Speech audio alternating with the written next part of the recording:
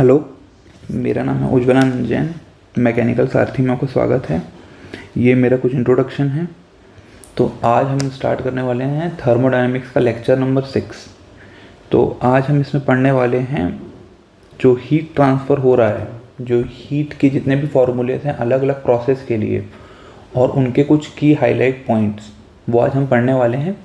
तो चलिए सबसे पहले हम देख लेते हैं कि हीट क्या है। तो देखिए हीट, तो देखिए हीट के पहले कुछ फीचर लिख लेते हैं कि हीट के फीचर्स क्या हैं। Features of heat. तो देखिए सबसे पहले जो फर्स्ट लॉ ऑफ थर्मोडायनेमिक्स से हमको पता चला था कि heat is a path function. Heat is a path function, ठीक है। सेकंड, देखिए पाथ फंक्शन है तो it depends on past history.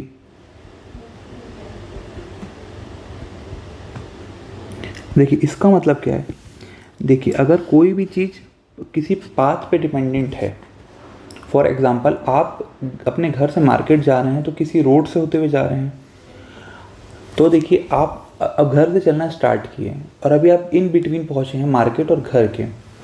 तो आपने जो कुछ देर पहले जो चला था वो उस पॉइंट पे पहुँचने के लिए आपको वो डिस्टेंस भी आपने कवर की है ना। तो इसका मतलब क्या है कि आपका जो करंट लोकेशन है वो पास्ट में आपने किस डायरेक्शन पे चला है उस पर डिपेंडेंट है। तो उसी प्रकार हीट भी एक पाथ पे डिपेंडेंट है। तो किसी भी हीट जो होगी, कोई भी प्रोसेस से जो हीट रिलीज होगी या हीट एक्सेप्ट होगी, तो वो डिपेंड करेगी अपने पास्ट हिस्ट्री पे, क्योंकि वो पास्ट डिपेंडेंट है। जो भी चीज़ें पास्ट डिपेंडेंट होती है वो पास्ट हिस्ट्री पे डिपेंडेंट होती हैं। Third, it is inexact differential. देखिए इनएग्जैक्ट डिफरेंशियल का मतलब क्या होता है। देखिए अगर आप डेल क्यू है इसको डिफरेंशिएशन करें तो वो आप Q2 माइनस Q1 नहीं लिखेंगे, ये नहीं लिखेंगे, क्योंकि ये जब भी आप यूज़ करते हैं फाइनल माइनस इनिशियल कंडीशन, ये आप उसी के साथ करते हैं जो एग्जैक्ट डिफरेंशियल हो। जो चीज़ है एग्जैक्ट डिफरेंशियल होती है आपकी प्रॉपर्टी। इसलिए आपने देखी जो डेल यू है या डी यू जो था उसको आपने U2 माइनस U1 क्यों लिखा, उसको आपने U2 माइनस U1 क्यों लिखा, क्योंकि वो प्रॉपर्टी है। प्रॉपर्टी यार पॉइंट फंक्शन मैंने आपको बताया, और पॉइंट फंक्शन जो भी चीज़ होती है वो एग्जैक्ट डिफरेंशियल होती है। जो भी पाथ फंक्शन होता है वो इनएग्जैक्ट डिफरेंशियल होता है। तो इसलिए हीट ट्रांसफर जो है इनएग्जैक्ट डिफरेंशियल होगा। Fourth, they are boundary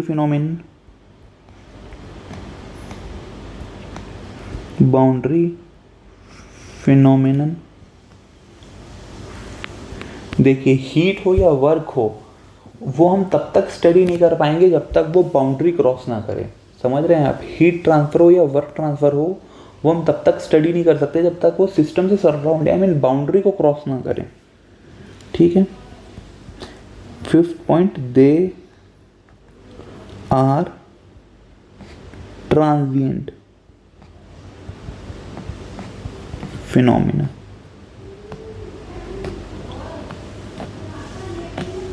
none.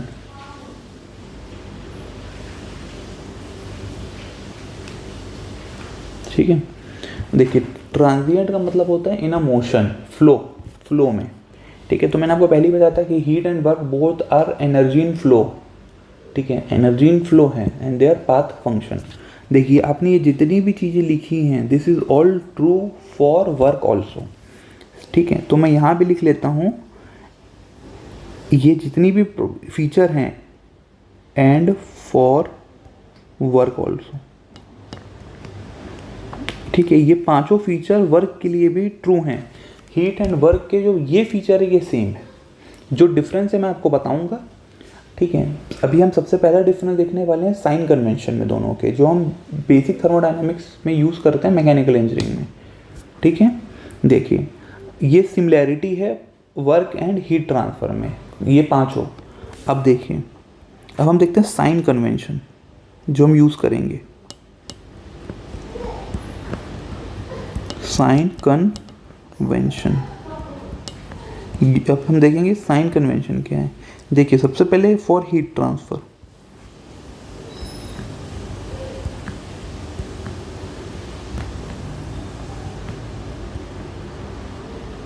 ठीक है, हीट ट्रांसफ़र के लिए तो heat absorbed by the system, अगर वो सिस्टम हीट एब्जॉर्ब कर रही है तो हम उसको मानेंगे पॉजिटिव। ठीक है, एक और point, heat rejected by the system, उसको हम मानेंगे नेगेटिव। ठीक है, अब कैसे इसको हम समझेंगे, देखिए मान लीजिए ये आपका कंटेनर है। ठीक है, ये कोई पिस्टन सिलेंडर अरेंजमेंट है। अब देखिए जो हीट सिस्टम के द्वारा को सप्लाई की गई है, heat supply to the system या heat absorbed by the system, ये डेल क्यू अगर है तो इसको आप पॉजिटिव यूज़ करेंगे कैलकुलेशंस पे। ठीक है, एंड अगर मान लीजिए, ठीक है, ये डेल क्यू अगर ये सिस्टम रिजेक्ट कर रहा है तो इसको आप नेगेटिव मानेंगे। ठीक है, सिस्टम क्या है भैया यहाँ पे हमारा, ये दिस इज सिस्टम। ठीक है, तो ये आपको साइन कन्वेंशन यूज़ करना है हीट ट्रांसफर के लिए। अब यहाँ पे वर्क ट्रांसफर के लिए अगर हम देखें, for work transfer, for work transfer, ठीक है, इसका अपोजिट होगा वर्क ट्रांसफर के लिए। देखिए work done by the system, अगर वो सिस्टम वर्क कर रहा है तो positive, and work done on the system, अगर सिस्टम पे वर्क हो रहा हो तो हम उसको लेंगे नेगेटिव। ठीक है, इसको भी हम देख लेते हैं।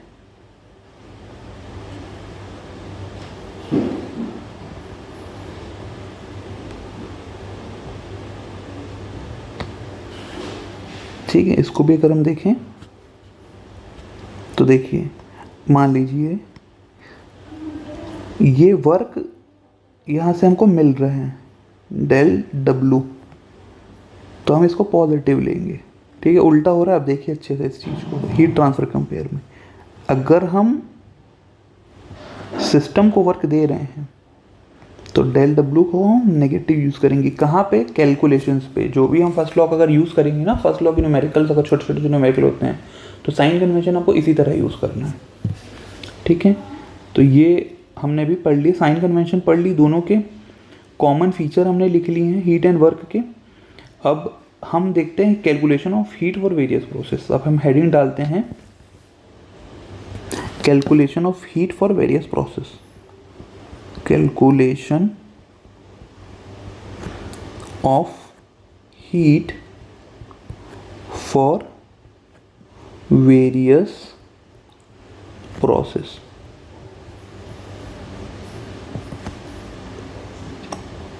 ओके, तो सबसे पहला प्रोसेस हम क्या देखे थे, कांस्टेंट वॉल्यूम।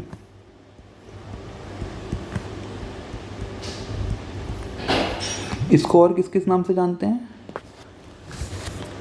आइसोकोरिक और आइसोमेट्रिक, मैंने आपको ये पहले बता चुका हूँ मैं, इस चीज़ को आपको याद रखना रहेगा ये चीज़। तो वॉल्यूम इज कांस्टेंट, इसका मतलब ये हुआ। ओके, तो अब हमको निकालना है डेल क्यू की वैल्यू क्या होगी, वॉल्यूम अगर कांस्टेंट है।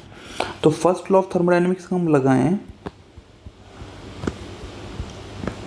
थर्मोडायनेमिक्स का हम लगाएं, सो वो क्या होता था, del Q is equal to D U plus P D V. ये भी हम यूज़ करते थे रिवर्सिबल के लिए, मैंने इसकी आपको कंडीशन बताई है।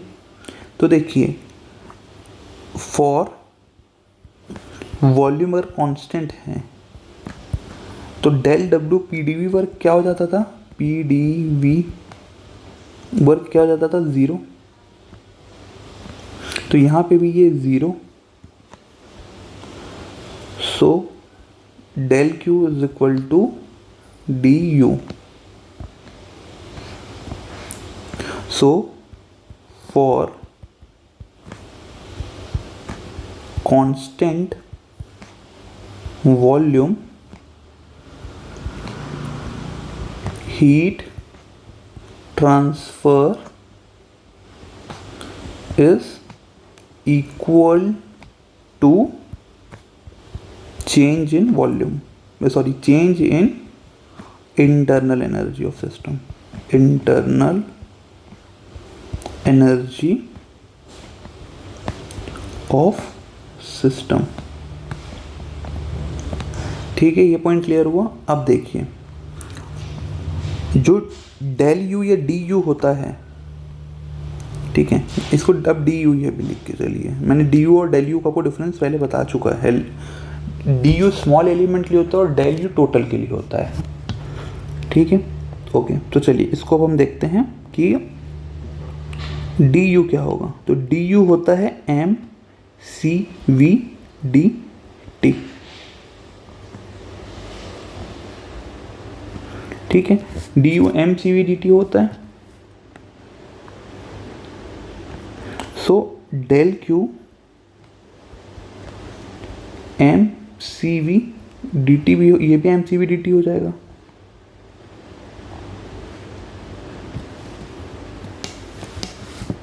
ठीक है, देखिए ये D U M C V D T हुआ एंड डेल क्यू भी M C V D T होगा, क्योंकि दोनों बराबर हैं। तो देखिए, जो हीट ट्रांसफ़र होता है उसका जो स्टैंडर्ड फार्मूला होता है एम सी डी टी होता है। मैं भी आपको वो बताऊंगा कि उसमें सी का अलग अलग कॉन्सेप्ट में सी को कैसे हम देखते हैं। पहले अब ये प्रोसेस के लिए अभी हम देख लेते हैं, फिर फाइनल हम हीट को एक बार अच्छे से पढ़ लेंगे, ठीक है। तो ये M C V D T हो गया कांस्टेंट वॉल्यूम के लिए। अब सेकेंड प्रोसेस कौन सा हुआ,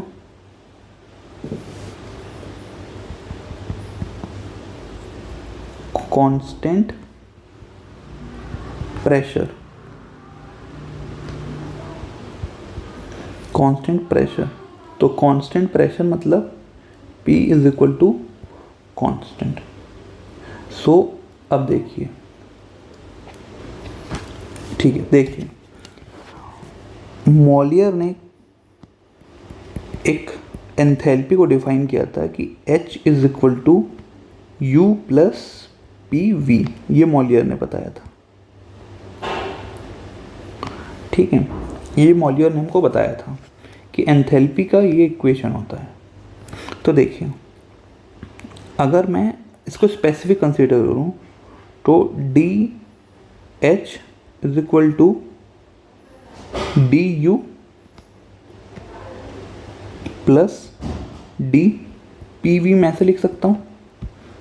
मैंने डिफ्रेंशिएट कर दिया है दोनों तरफ, तो D H is equal to D U, देखिए पी एंड वी दो हैं तो इसमें प्रोडक्ट लग जाएगा डिफ्रेंशिएशन का, तो P D V plus V D P ये होगा।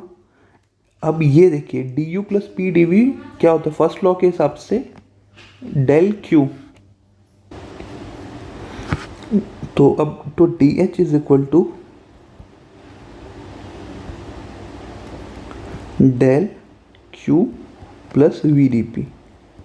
अब हम ये प्रोसेस क्या मान रहे हैं कि कांस्टेंट प्रेशर तो dp इज इक्वल टू 0 होगा इस केस के लिए, कांस्टेंट प्रेशर के लिए, तो ये 0 हो जाएगा।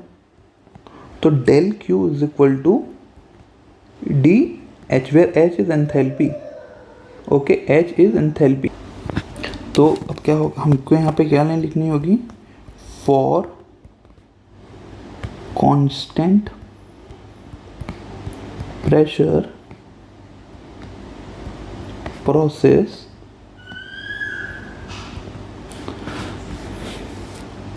हीट ट्रांसफर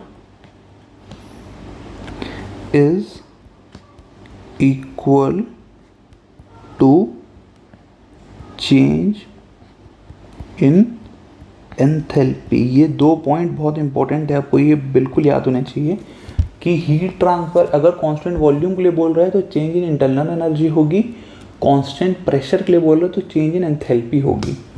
ठीक है, तो कांस्टेंट, अगर कांस्टेंट प्रेशर है तो डेल क्यू क्या हो जाएगा, mcp dt and it is equal to dh also.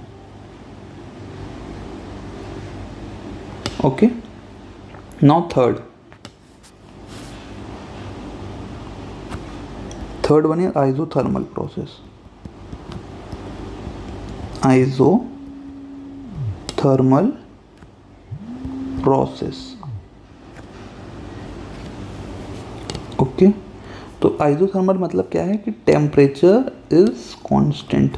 ठीक है, हमको ये चीज़ पता है। तो फर्स्ट लॉ अगर हम लिखें यहाँ पे, फर्स्ट लॉ फिर से, तो del Q is equal to D U plus del W. ठीक है, तो देखिए, ओके, तो अब यहाँ पे देखिए अगर तो डी यू हमने क्या पढ़ा था, D U is equal to M C V D T हमने देखा है यहाँ। So for isothermal process T is constant, so dt change in temperature 0 हो जाएगा। सो अगर इसको हम यहाँ पुट कर दें, so du is equal to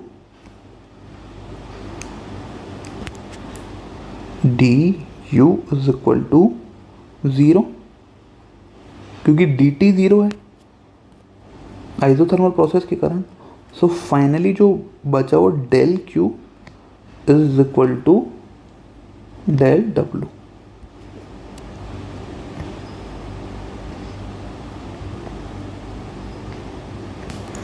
ठीक है, देखिए यहाँ पे एक डाउट आता है कि सर अगर हम जब सेकेंड लॉ पढ़ते हैं तो वहाँ पे ये बोला जाता है कि जो टोटल हीट सप्लाइड है वो टोटल वर्क ट्रांसफ़र के इक्वल नहीं हो सकती। जो हीट सप्लाई हो रही है, जितनी भी जो हीट इनपुट है वो वर्क में कन्वर्ट नहीं हो सकती, टोटल पूरी की पूरी हीट, कुछ हमको रिजेक्ट करनी पड़ेगी। तो सर इस मैथमेटिकल फॉर्मूले के हिसाब से तो हमको ये लग रहा है कि हीट जो है वो टोटल 100 अगर किलो जूल है तो 100 किलो जूल का वर्क मिल जा रहा है हमको, तो ये सेकंड लॉ का वायलेशन हो जाएगा यहाँ। लेकिन ऐसा नहीं है, यहाँ पे कोई भी लॉ का वायलेशन नहीं हो रहा है। एक्चुअल में इस केस में आइसोथर्मल प्रोसेस है, कितना यूनिक केस है कि यहाँ पे देखिए हो क्या रहा है। पहले देखिए जो डेल क्यू है वो पहले डेल यू में बदल रही है इंटरनल एनर्जी पे, फिर उतनी ही क्वांटिटी की डेल यू डेल डब्ल्यू में बदल जा रही है और ये दोनों इक्वल हो जा रहे हैं। ठीक है, आपको ये चीज़ समझ आई? डेल क्यू पहले डी यू में बदल रहा है, फिर डी यू उतना ही अमाउंट पे डिक्रीज होकर डेल डब्ल्यू बना दे रहा है, इसलिए डी यू कॉन्स्टेंट है, मतलब यू का कोई चेंज नहीं हो रहा है इंटरनल एनर्जी का, और del Q is equal to del W हो जा रही है। तो आइसोथर्मल प्रोसेस सिंपल है ये।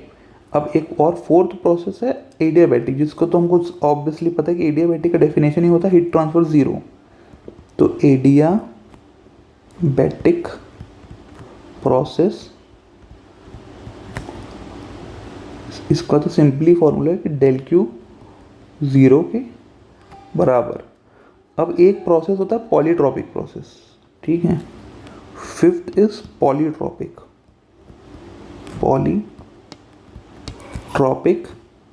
Process, okay. Fifth is polytropic process, जो PVN हम बोलते हैं constant, where N is polytropic index,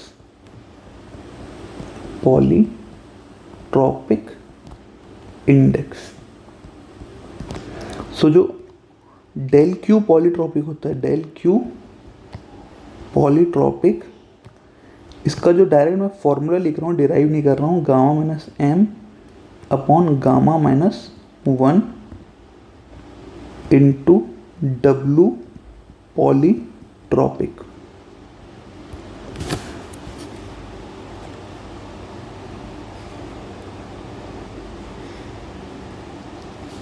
ठीक है, ये फाइनल, ये फॉर्मूला हमने देखा लिया। ठीक है, ये बहुत एग्जाम में ये फॉर्मूला डायरेक्टली हमको पूछ चुका है। तो अच्छा, तो यहाँ पे डेल क्यू ये डेल क्यू पॉली आप समझ गए कि ये फॉर्मूला है। यहाँ पे जो डेल डब्लू पॉलीट्रॉपिक है, इसका हम फॉर्मूला पहले ही देख लिए हैं, P1 V1 minus P2 V2 upon N minus 1। Okay, अब चलिए यहाँ पे एक चीज़ हम इम्पॉर्टेंट पॉइंट हम देखते हैं। चलिए,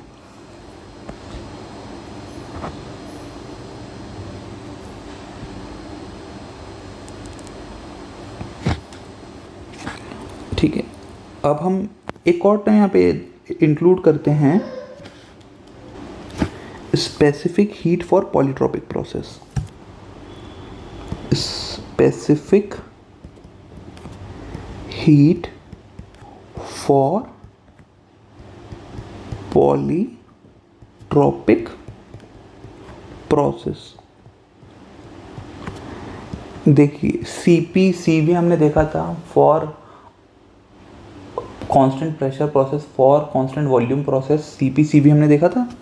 उसी प्रकार पॉलीट्रॉपिक के लिए भी C निकलता है, तो उसको हम बोलते हैं C पॉली।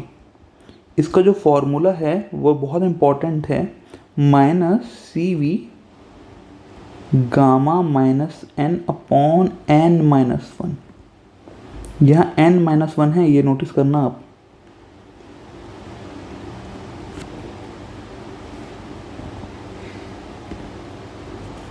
यह N माइनस 1 है, ठीक है, यह N माइनस 1 है। यहाँ पे डिनोमिनेटर में क्या है, गामा माइनस 1, ये याद रखना, यहाँ गामा माइनस 1 है। और पॉलीट्रॉपिक, हम जब स्पेसिफिक हीट और पॉलीट्रॉपिक देखते हैं तो N माइनस 1 है वहाँ पे माइनस, और ये नेगेटिव साइन है। ये बहुत इम्पॉर्टेंट चीज़ है, नहीं तो ये आपको कंफ्यूज कर देगा। अब हम यहाँ पे एक बहुत इम्पॉर्टेंट बेसिक चीज़ देखते हैं। चलिए देखिए, अगर इफ़ जो पॉलीट्रॉपिक इंडेक्स है वो 1 और गामा के बीच वेरी कर रहे हैं, आप समझ पा रहे हैं, 1 और गामा के बीच अगर N की वैल्यू कोई आ रही है, फॉर एग्जांपल अगर डाईएटॉमिक के लिए देखें तो डाईएटॉमिक के लिए गामा 1.4 है। सो N की जो वैल्यू है इस केस में वो 1 से N 1.4 के बीच होगा, मतलब 1.3 1.2 N की वैल्यू। तो एग्जांपल हम पकड़ लेते हैं, N पकड़ लेते हैं 1.2 एज्यूम कर लेते हैं, मान लीजिए, ठीक है। N गामा कितना है, 1.4। तो इस केस में चलिए हम डेल क्यू की वो देखते हैं, डेल क्यू पॉलीट्रॉपिक वो क्या है, gamma minus N upon gamma minus 1 into del W polytropic, ठीक है।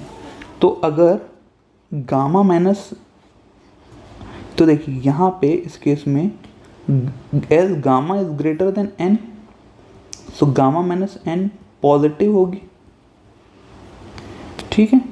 सो ये पूरा जो चीज़ होगी ये पॉजिटिव हो जाएगी, दिस विल बी पॉजिटिव।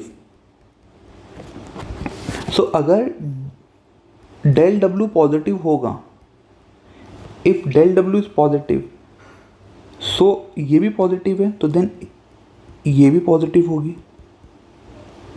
पहला ये फॉर्मूले 1 से हमने ये समझ आया हमको। फॉर्मूला 2 देखते हैं क्या है। It is C polytropic. ये क्या था, minus C V gamma minus N upon N minus one. यहाँ पे भी ये जो है ये पॉजिटिव होगा, सी वी तो पॉजिटिव ही होता है, तो ये दोनों पॉजिटिव है, तो ये देखिए नेगेटिव रह गया यहाँ पे नेगेटिव, तो नेगेटिव इंटू पॉजिटिव, तो यहाँ पे ये नेगेटिव आ गया, सी पॉलीट्रॉपिक। बेसिक मैथमेटिक्स है यहाँ पे, तो इसका जो आउटपुट है वो हमारे लिए काम का है। तो अगर हम यहाँ पे अब देखिए डेल क्यू पॉलीट्रॉपिक क्या होगा, डेल क्यू पॉलीट्रॉपिक क्या होगा, M C polytropic into del T. ठीक है, अब देखिए इस फॉर्मूले से, अब देखिए कि इस केस के लिए क्यू पॉजिटिव है, हमारा पॉलीट्रॉपिक नेगेटिव आ रहा है। सो अगर ये पॉजिटिव है, ये नेगेटिव है, तो इसको भी नेगेटिव होना पड़ेगा ना, तभी तो नेगेटिव इंटू नेगेटिव ये वैल्यू पॉजिटिव आती, minus into minus, minus one into minus one plus one होता है ना, तो उसी प्रकार ये नेगेटिव और इसको भी नेगेटिव होना पड़ेगा। तो इस केस का मतलब क्या हुआ, अब आप वो देखिए,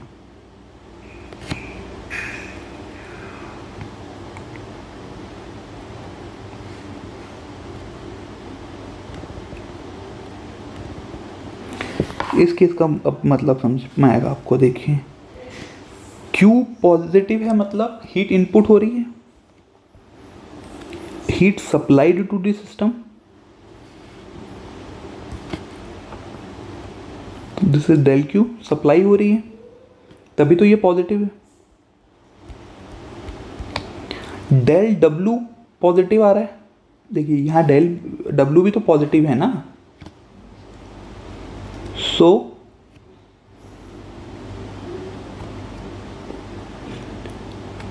ये डेल डब्ल्यू वर्क यहाँ पे पॉजिटिव है, क्योंकि work done by the system है, सिस्टम से वर्क हो रहा है, हमको मिल रहा है। पर यहाँ पे जो डेल टी है, टेम्परेचर का चेंज, वो डिक्रीज हो रहा है, मतलब final temperature is less than initial temperature. इसका मतलब क्या हुआ, T final is less than T initial, इसका मतलब ये हुआ। अच्छा, अब आप मुझे बताइए, जो डेल यू होता है या डी यू होता है, वो होता है M C V D T. तो देखिए सी वी तो पॉजिटिव ही है, सी वी तो पॉजिटिव है, कोई दिक्कत नहीं है। ये negative, del T is negative. So D, तो अगर मास तो पॉजिटिव ही होता है, सी वी भी पॉजिटिव है, दिस इज पॉजिटिव, तो टोटल ये क्योंकि टेम्परेचर डिक्रीज हो रहा है, तो डी यू भी नेगेटिव होगा। ठीक है, तो इस केस में अगर मैं फर्स्ट लॉ लगाऊं, अब इस केस में first law, del Q is equal to D U plus del W. सोचो जो डेल डब्ल्यू होगा, ठीक है, अब देखिए, अब यहाँ पे अब एक चीज़ समझिए, ये देखिए मान लीजिए डेल क्यू है 10 यूनिट, ठीक है, तो देखिए डी यू नेगेटिव में आ रहा है, डी यू जो है वो नेगेटिव है, मतलब वो डिक्रीज हो रहा होगा, तो डी यू की अगर मैं -2 यूनिट मान लेता हूँ, क्योंकि डिक्रीज हो रहा है, तो अगर मैं इस वैल्यू को यूज़ करूँ तो 10 is equal to D U क्या है -2, क्योंकि डिक्रीज हो रहा है, प्लस डेल डब्ल्यू। तो डेल डब्ल्यू जो होगा वो 10, ये माइनस जाके इधर जाके +2, 12 यूनिट। सो पूरा कंक्लूजन क्या हुआ, अब आपको समझ आ रहा होगा धीरे धीरे कि फाइनली कंक्लूजन क्या हुआ, फॉर n अगर 1 एंड गामा के बीच है, work transfer is more than heat transfer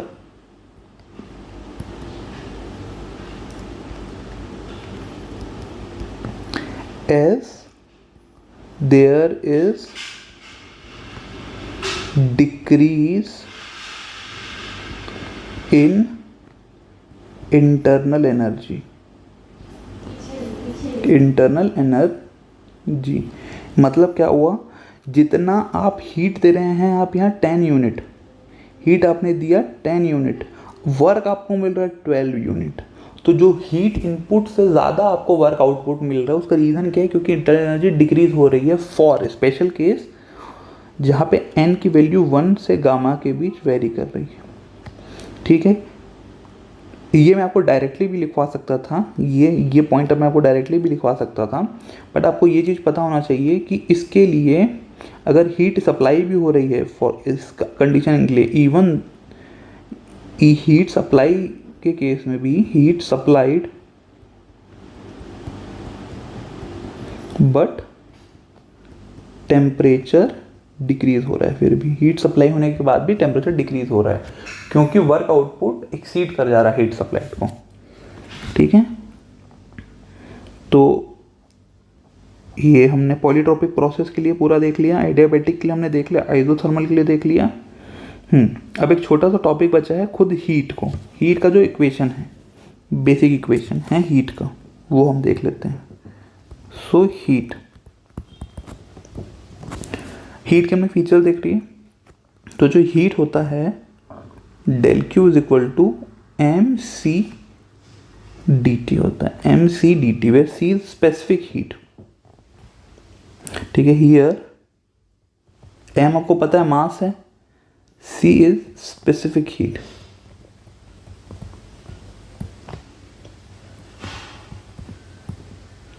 okay, C is specific heat. So देखिए इसमें दो केसेस बनते हैं, एक solid and liquid for C for specific heat, and second one is for gases. ठीक है, तो इसमें C इज कांस्टेंट, एक ही C की वैल्यू होती है। ठीक है, इसमें C वेरी नहीं करता, तो इसलिए आपने पढ़ा होगा कि अगर वाटर इज एन लिक्विड तो उसका C आप पढ़ते हैं, C for water is 4.18 kilo joule पर केजी केल्विन, वो फिक्स्ड है, वो किसी प्रोसेस पे डिपेंड नहीं करता। पर यहाँ पे depends on process, depends on process. अभी आपने देखा कांस्टेंट प्रेशर के लिए Cp हो गया, इसके लिए Cv हो गया, आइसोथर्मल के लिए Ct हो गया, इसके लिए C पॉली हो गया। ठीक है, तो अब एक फाइनली ये है specific heat for isothermal process. तो इसको हम इसकी देख लेते हैं, इसकी वैल्यू क्या होती है। ठीक है, ये आप समझ गया कि गैसेस के लिए प्रोसेस पे C डिपेंड करेगा और सॉलिड और लिक्विड के लिए कांस्टेंट होगी। ठीक है, अब फाइनल हेडिंग है, छोटी सी heading, specific heat for isothermal process.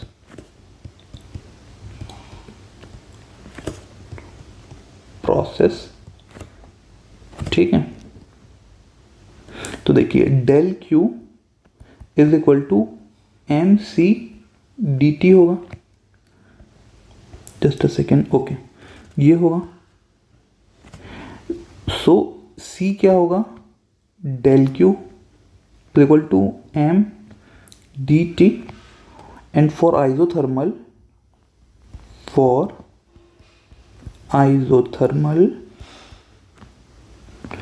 dt is equal to 0.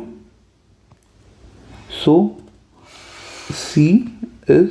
Ct is infinite. ठीक है, और किसी का भी डिनोमिनेटर अगर 0 होता है तो उसकी वैल्यू हो जाती है infinite, 1/0 is infinite for example. ठीक है, तो आइसोथर्मल प्रोसेस के लिए सीटी उसका specific heat for isothermal process है इन्फिनाइट। ठीक है, तो ये था आपका पूरा video, lecture number 6। I hope आपको ये चीज़ समझ आ गई होगी अच्छे से, और अगर कोई भी डाउट होगा तो आप कमेंट सेक्शन में लिख सकते हैं। तो चलिए मिलते हैं हम लोग नेक्स्ट वीडियो पे, तब तक के लिए thank you and good bye.